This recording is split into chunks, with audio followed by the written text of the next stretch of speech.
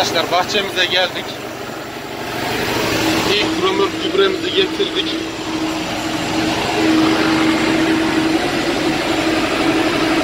Uygun bir yere dökeceğiz. Bahara kadar yanacak. Zaten eski gübre, üstündeki yeni gübreyi almıştık daha önce. Bunları bir yıl ahırda beklettik. Şu anda da bahara kadar bekleyecek.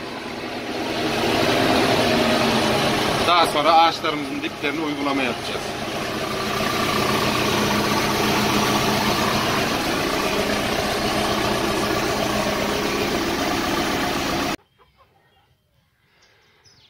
Arkadaşlar, keçi ve koyun gübresi yükleme işine devam ediyoruz. Büyük oğlum yardım ediyor bu sefer de. Küçük oğlum gelmedi bugün.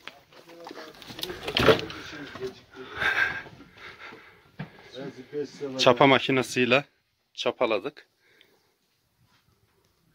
Kerme kaldırılmıştı zaten. Şimdi de yüklemesini yapıyoruz.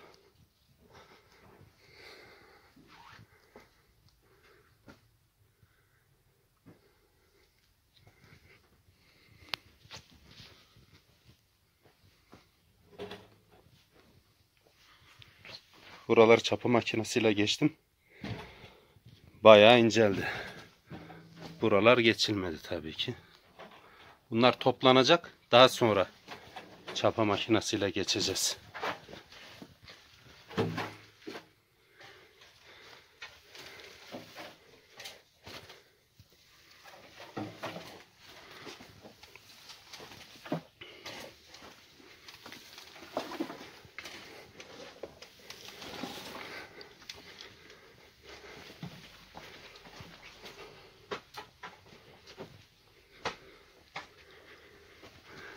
Bir römork götürdük.